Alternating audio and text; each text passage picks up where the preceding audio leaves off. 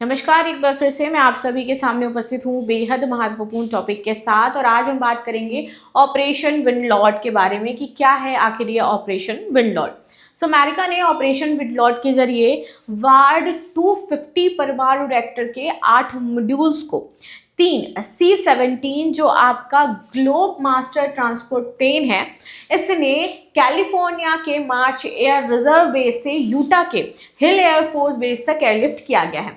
War 250 micro reactor का California के वेटलर atomic ने बनाया है।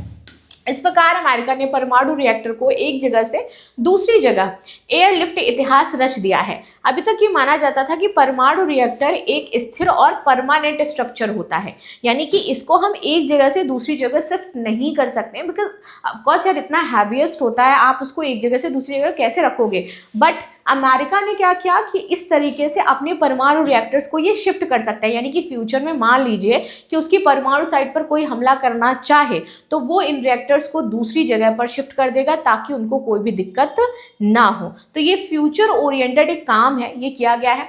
ऑपरेशन विंडलॉर्ड के बारे में बात करते हैं तो ऑपरेशन विंडलॉर्ड अमेरिका का रक्षा ऊर्जा मिशन है, जिसमें छोटे से न्यूक्लियर रिएक्टर मॉड्यूल को बड़े सैन्य परिवहन विमान से एयरलिफ्ट करके एक जगह से दूसरी जगह रखा गया। साथ ही साथ ये मिशन संयुक्त रूप से USA department of defence and the USA department of energy इनके द्वारा किया गया। वॉट 250 नामक एक माइक्रो रिएक्टर लगभग 5 मेगावाट क्षमता का होता है, जो लगभग 5000 घरों को बिजली दे सकता है। और इसे विमान से एयरलिफ्ट करने में ये पहली बार की कोशिश मानी जा रही है और पहली बार में ये सफल भी हुए हैं। रिएक्टर के ट्रिसो फ्यूल उपयोग होता है जो कि पारंपरिक सुरक्षा के मुकाबले अधिक सुरक्षित माना जाता है। ये एक ऐसा फ्यूल होता है जिसमें यूरेनियम के दाने सिरेमिक मटेरियल की कई परतों के अंदर लिपटे हुए होते हैं और ये पानी की बजाय जो हीलियम है इससे खुद को ठंडा करते हैं, यानी कि वाटर जो क्राइसिस होती है वो भी इससे कम होगी बिकॉज हीलियम से ठंडे हो जाएंगे।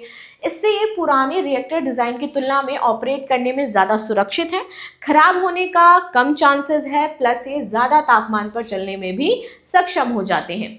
महत्वपूर्ण क्यों हो जाते हैं ये, तो देखो माइक्रो रिएक्टरों को हवा से तेजी से कहीं भी परिनियोजित करना सैन्य और आपदा राहत जीवन रेखा शक्ति के लिए गेम चेंजिंग साबित होगा। जैसे होता है कि एक जगह से दूसरी जगह ले जा सकते हैं, मान लो कोई फ्यूचर में दिक्कत हो तो ये शिफ्ट हो जाएगा। साथ ही साथ नाभिक ऊर्जा को स्थिर ग्रिड के अलग अलग स्थानों पर भी उपलब्धता यहाँ पर रहेगी, खासकर कठिन इलाकों में बिजली की पहुंच अगर सुनिश्चित करनी हो। माइक्रो रिएक्टर क्षमता के लिए भारत क्यों जरूरी है, तो भारत एक विविध भौगोलिक क्षेत्र वाला देश है। इसमें कहीं ऊंचे पहाड़ हैं, कहीं रेगिस्तान है, कहीं दलदली इलाका है, तो ऐसे हर जगह पर पावर ग्रिड बिजली पहुंचाना काफी मुश्किल होता है, राइट। तो वहीं माइक्रो रिएक्टर को किसी पावर ग्रिड से प्लग करके आप इसको ऐसा नहीं करना पड़ेगा कि एक आप पावर ग्रिड स्थापित करो पर्टिकुलर उसी जगह पर, देन इसको आप प्लग करो, देन बिजली मिलेगी। अगर ये टेक्नोलॉजी हमारे पास आ जाए तो बिकॉज हम लिफ्ट कर सकते हैं ना, तो कहीं पर भी लिफ्ट करके ले जा सकते हैं, तो अब हमें इसे प्लग करने की जरूरत नहीं होगी। ऐसे में ये रेगिस्तान, पहाड़, दलदली इलाके आसानी पर बिजली भी पहुंचा देगा, वो भी बिना किसी रिफ्यूलिंग के।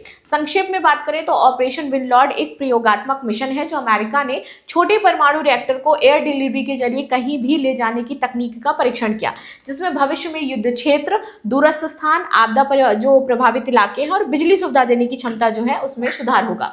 लास्ट में क्वेश्चन है, माइक्रो रिएक्टर के संदर्भ में निम्न कथनों पर विचार कीजिए। इसकी क्षमता पारंपरिक परमाणु संयंत्र की तुलना में बहुत कम होती है।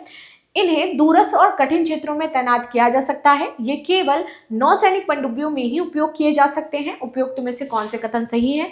केवल 1 और 2, 2 और 3, 1 और 3 या फिर 1, 2 और 3। So this is the news what we discuss. मिलते हैं नेक्स्ट क्लास में, तब तक के लिए धन्यवाद। लाइक शेयर सब्सक्राइब करना बिल्कुल भी ना भूलें and thank you so much.